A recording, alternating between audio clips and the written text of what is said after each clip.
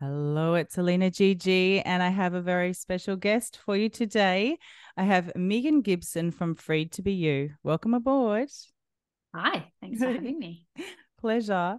And Megan is a Gold Coast podcaster, alignment coach, and writer, and amongst many other things. But we just had to just keep that intro just in those three little nuggets to start with, and I'll let you run with it. Off you go. Oh gosh, are they ready? I don't know if they're Yes. ready. Well, I am those three things. I am many things. I really like to kind of start with the fact that I've really only stepped into being the most freed version of myself in the last couple of years, because for a really long time I was what everybody else wanted or needed me to be. And so I know we're going to dive into that a little bit more shortly because it's something I'm very passionate about. But I'm also a mother. So I have in my care 7 beautiful children, 3 of my own and 4 with my partner. And so my focus of moving forward is just I've always been about being an example as a parent. And I take that even more seriously now that I have, the blessing of having someone else's children in my life and having an influence on them. So I'm a mother. And I've always wanted to be a mother. So that was my identity and is my identity, but my only identity for a long time. And I threw myself into that role. And alongside bringing up my children, I always had some sort of side hustle or something that I was trying to build on the side so that I had more. I've always been somebody who's been really ambitious and wanted to reach my potential, whatever that was, which I didn't know till now, over the years. And so wearing so many hats, twirling so many plates, it takes a lot out of you. And when I turned 40, I really felt like I had no idea how I got there. And I felt like I should be so much more than I was. I felt like I should be healthier and fitter and more in love and all the things. And I think that a lot of women that I speak to, they have that sort of epiphany or that realization or that deer in headlights. I call it a holy shit moment. That's just what I call it. How did I get here? Wow, you know what I mean? It's like, oh my God, I'm 40. And so I was shooting all over myself, as I cannot coin that. I don't know where I heard it, but it's true. And so, I think that it's a time where we have a little bit more time because our kids are older, or mine were, to kind of focus on ourselves and look around. We look up from that busy time. And for me, I went on a big journey of deep rediscovery after that, because I really didn't know how to move out of that space. Like I sat in that space and I was in that space where I just abandoned my sense of self for so long that I had to find my way back, and I have. And so now bounce I back. help others. You're I so help others bouncy. do that. So yeah. Yeah. Live in full self-expression. That's what I want for the world and for women. I Yeah. feel like we need to go on that journey. And that's what I'm here to do.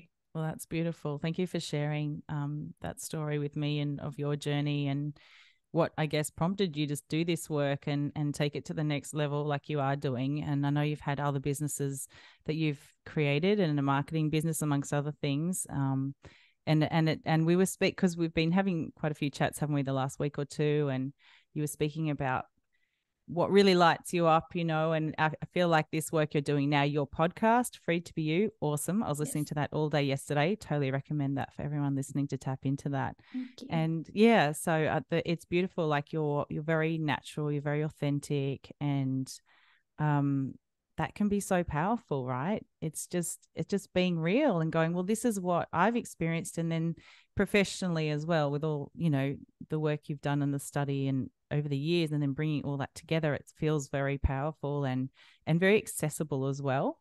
So yeah, that's nice. Yeah, that's beautiful. And that you've got that free quiz on your website I tried as well, called what is it, the BS, free yourself of BS. Is that it? I've called it the freed from BS. I've Freed stepped from into this BS. freed framework a lot lately, but freeing ourselves up from ourselves, but also that inner mean girl that holds us back. That's what that's all about. Yeah. Calling her out. Yeah. That's right. So negative self-talk, which is interesting because I was speaking with another guest yesterday about that, who's a professional classical musician who helps train others in this very amazing technique that's also combined, with neuroscience. And she still speaks about, this being nice to yourself. It's just being nice to yourself. And it's like, I call it self-compassion. And it is really important. And it's really important to talk about, because it doesn't matter about all the accomplishments for the sake of accomplishment, unless you're also being kind to yourself. Like you're wearing this T-shirt now that says "Be kind." Amen. Amen. And look, let's just keep reminding ourselves and each other. And if we're kind and compassionate to ourselves, we are naturally going to spread that to our environment and people and children and friends and strangers and partners around us in our environment. Would you agree? Oh, absolutely. And our most important relationship is the one that we have with ourselves. And so when, we abandon that relationship in service of other people, which we can do, I always wanted to be a mum, like I said before, and I dove head first, whole body first into that role to be the best that I could be at it. And over time, what I found happened was I was so focused on that I lost touch with myself. So how did you get it? How did you get back in touch with yourself then? Well, I had to have the realization, like I said before. I feel like it's not a bad thing that I was a great mom.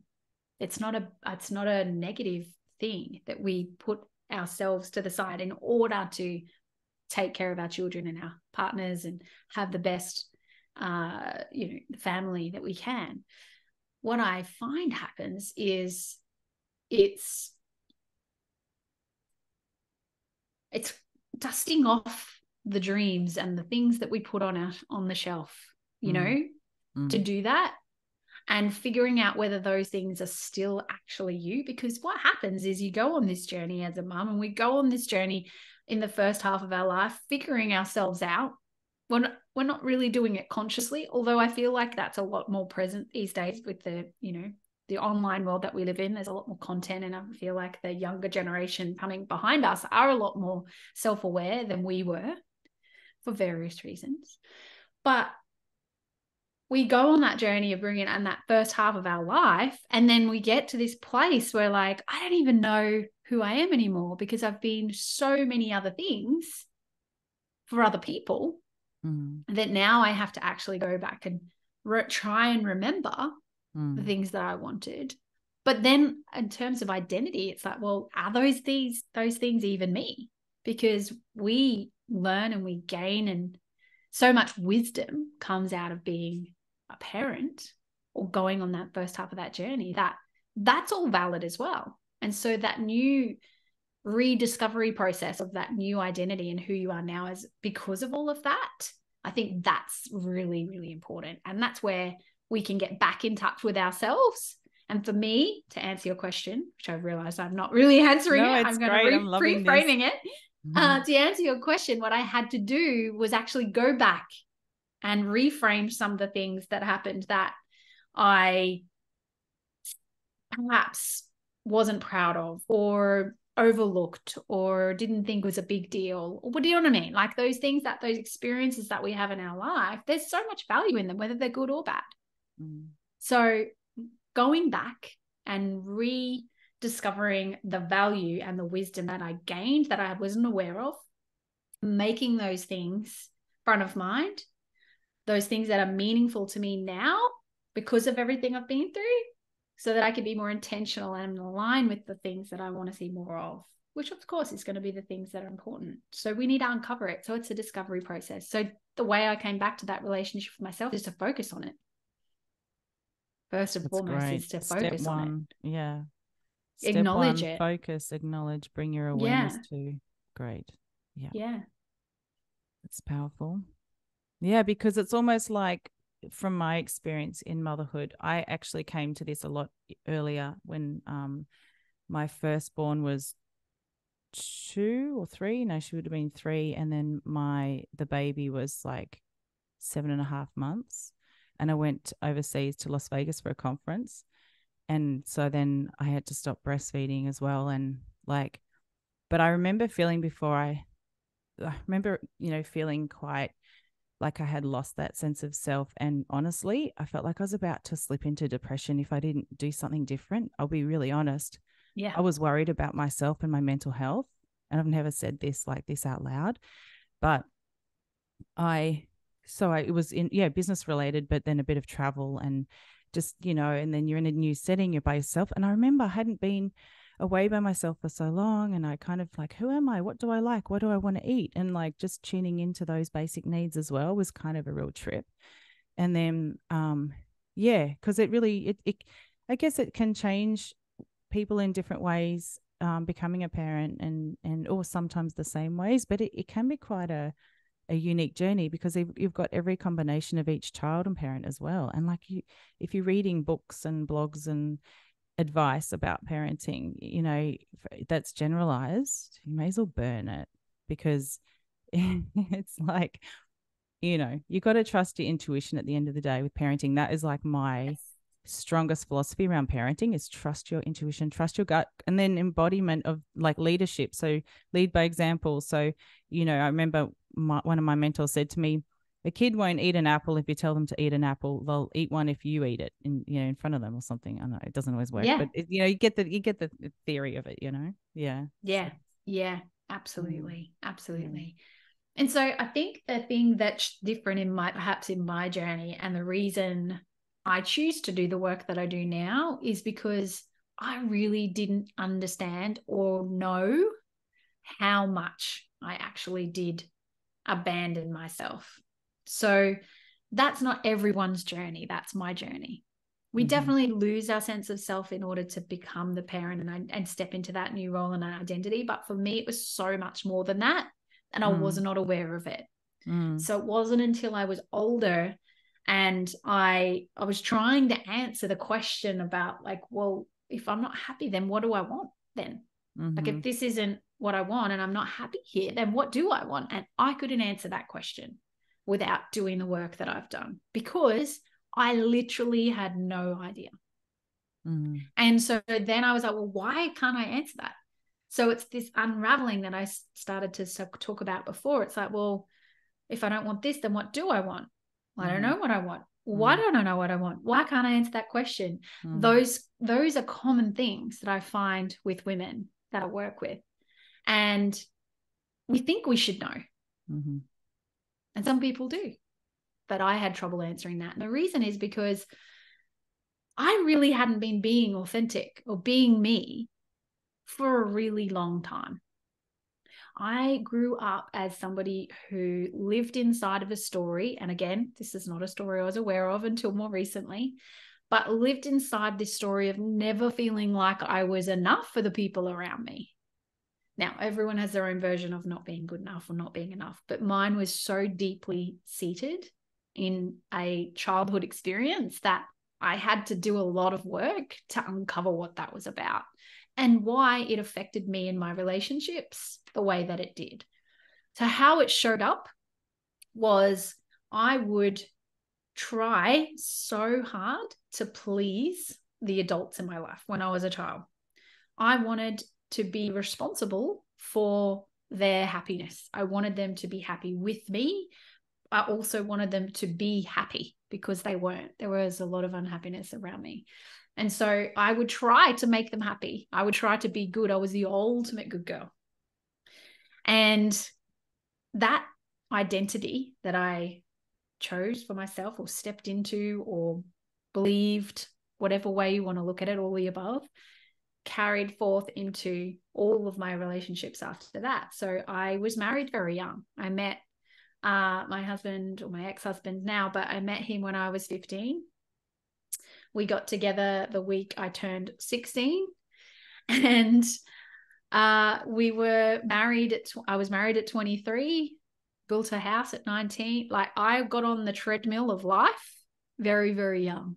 We know what I mean by that, right? We just do the thing and do the next thing and do what we think we should be doing. The check boxes. In terms of the check boxes. Very good way of putting it. I got on that journey very early. I had my first child at 24. I tell you this in sequence because each one of these things created more of a need for being enough for those things, right? And so I stepped into people pleasing more and more and more as I got along in that journey. And the way that looked was I would try to put the most perfect persona on in terms of how I dressed, how I looked. I was to always, like, my children were dressed well. Everything was done well. Their birthday parties were like planned out to the yin yang. They were over the top. Like, everything was done well and everything was done as close to perfection as possible. And looking in on that looked great. Everyone thought I had it all. Everyone thought that I had this amazing relationship, which for a period of time it was great. But the problem is that I've never felt like I was constantly striving to be better and to be more. And do you see where I'm going with this? Yeah. So this just built up over time to the point where when I was at that milestone of turning 40 and I felt like I'd built this massive, container of perfection that I was living inside of, I was so riddled with anxiety that I would get found out, that would come crashing down. That was exhausting. And so I feel like telling you that story kind of gives you an idea of there's so much unknown going on there. And it really is about going on a deep discovery and reflection and figuring out what's driving the way that you are and why. There's a lot of healing in making the unknown known. Wow. Yeah. Yeah. I often say, like, awareness is 50%. You're halfway there. You've noticed something, that you would prefer to change or have different, right? And okay, so you're halfway there. Isn't that great? Let's, is the glass half full or half empty, really? So yeah, that's it. Awareness is key. It's the first step. And then you can redirect your focus, as you previously mentioned, onto, well, gradually getting to know deeper what works or what fits, because some old dreams don't fit anymore or they can die, and it's a good thing. Like, I remember I heard Ariana Huffington on a podcast interview, and she said that it's good to let some of your dreams die because it makes way for the ones you really want to come to fruition. Like, the example she gave is that she'll never be a great skier. She's like, it's cool. I won't be the most amazing skier ever, and that's fine. I can let that one go and then focus on other things. Yeah. Yes. Yeah. And so the whole, like, be kind thing is be kind to yourself first. Like, I gave from an empty cup for so long that was my undoing, because I never ever filled my own cup. I filled everybody else's, and so it was constantly empty. And that's that feeling I was talking about. It's this feeling inside. It's like, I don't want anyone to know that that's there. Like, it's horrible. Like, my life, it looks amazing to everybody else. Yeah. How ungrateful am I? Like, the self-loathing that can occur as well. It's like, I have what everybody else wants. I have this life that, everyone's looking at, thinking that it's amazing, and I'm not feeling it.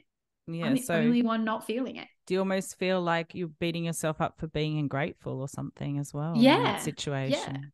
Yeah, there's a whole range of things. And so there's a lot of letting go that needs to happen initially for us to move out of that space of the abandonment of self. Like, we need to get out of that space.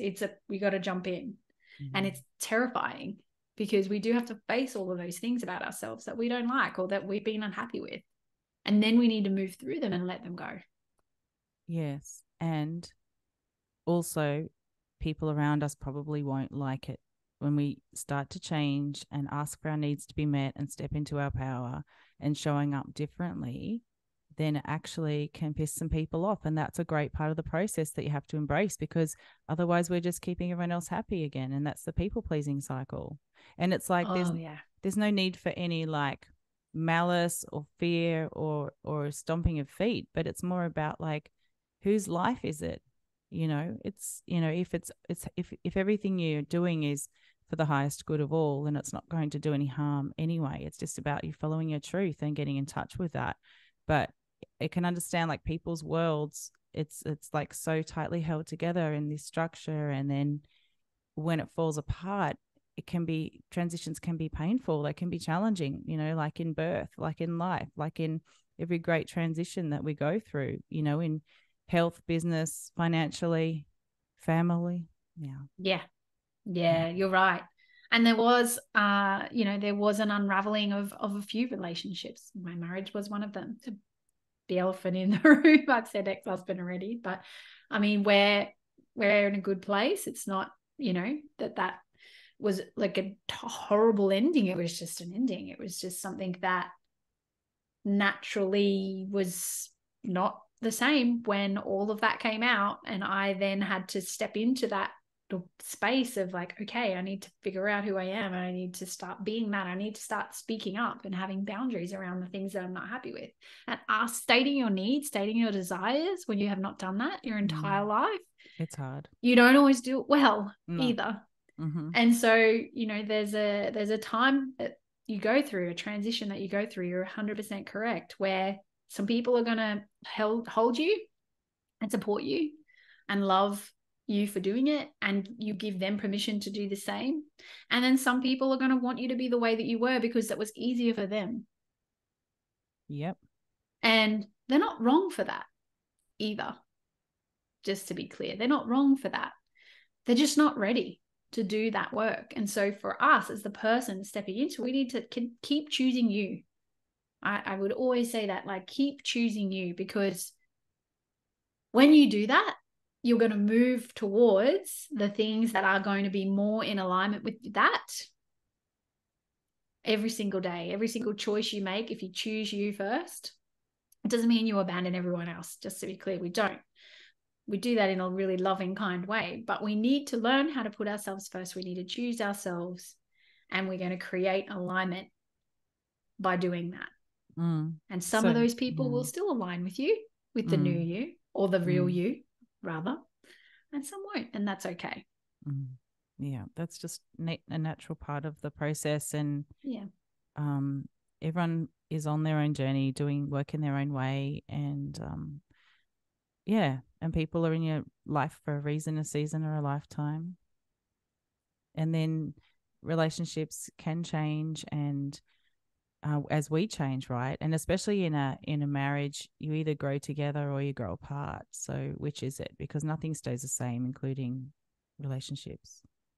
Yeah, 100%. And you know what? Like, you don't always know that it's happening. I certainly didn't.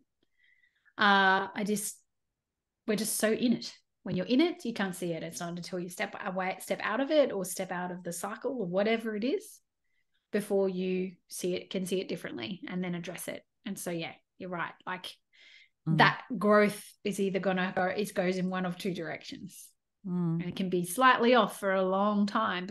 The chasm that's there at the end can be difficult to fill. And I want people to understand that you get one life. This isn't a dress rehearsal. You get one life in this body, this time, this sort of circumstances, and this family, or whatever you want to add to that description. And so it's up to us to create what we want.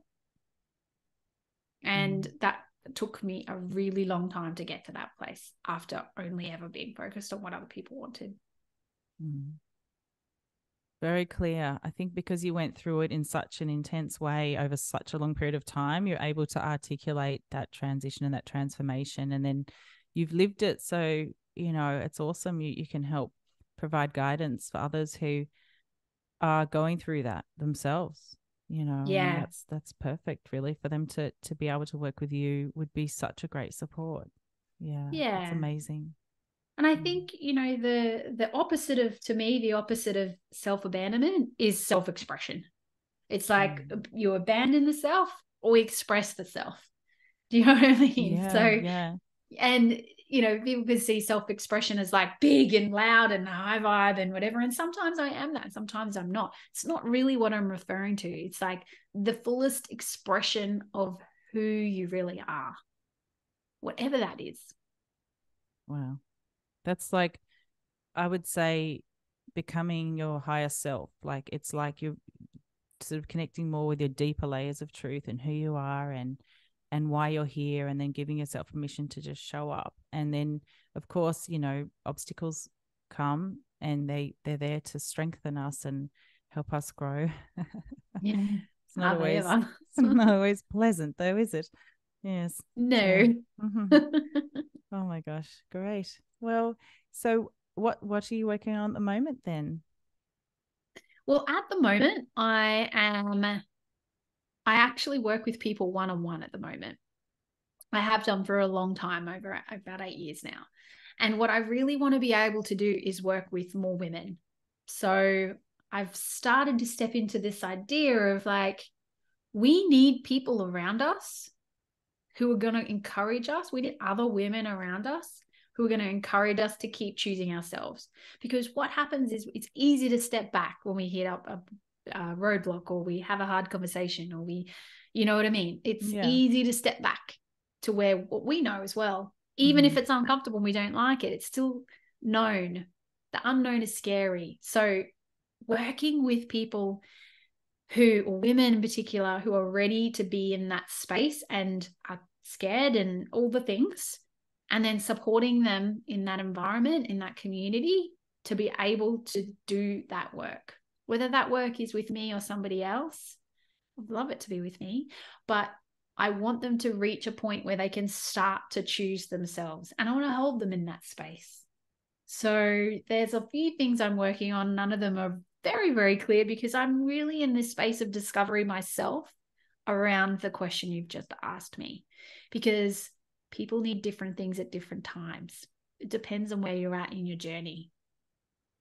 And so community is really what I'm about at the moment. It's building that space. And because you've got that Facebook group, don't you, about that? So can people show up in that and like say, hey, I'm having this challenge, and could people comment and support in that group? Absolutely. Yeah. Okay. Absolutely. I might be a guinea pig and pop up a question. Please do. Please do. I've called that community Freed to Rediscover You, because it is the start of the journey. Great. It's about stepping into that rediscovery process. And there's lots of ways I can support women when they choose to do that. And I think that, well, even just what we're doing now, just having a conversation is a good place to start to figure out what the next steps are, because there's a lot of different avenues that you can take to kind of go and, figure that out. Yeah. It's an ongoing process, isn't it? Yeah, it is. It's never ending. I mean, we're going to be growing until the end, and that's how we should be. I think that anything static, is not growing, obviously. It's not a good place to be. We're constantly reinventing ourselves anyway, because we go through new things, we meet new people, we make new choices. So yeah, we need to be held in that process. Wonderful. Well, thanks for speaking with me today, Megs. Was there anything else you wanted to discuss? Oh gosh, I mean, we could have a whole nother hour. I know. I know. I'm really on this topic. Which rabbit hole do we go down next? So many things I could talk about. I think that if there's one thing I would want to leave or want someone to take away from what we've just talked about, is now is the best time to choose you. Like we need to get to that point, and we need to continuously do that, because now is all we have. And then, it's your time. It's your time to shine. It's your time to be the real you. And I love that I've had the opportunity to discuss that with you. So thanks, Megs. That's I'm grateful. Thank you for the chat today. And what's the best way for people to connect with you now? Well, You can certainly come and find me over on Facebook, like I said. My page or my handle, my business, everything is Freed with a D, Freed to be you. So you'll find me on Instagram with that as well. And my Facebook group's attached to my page. So yeah, you can come and jump in and say hi, tell us where you're at and how we can support you. It's beautiful. Thank you very much. Have a beautiful day. Thanks, Alina. See ya.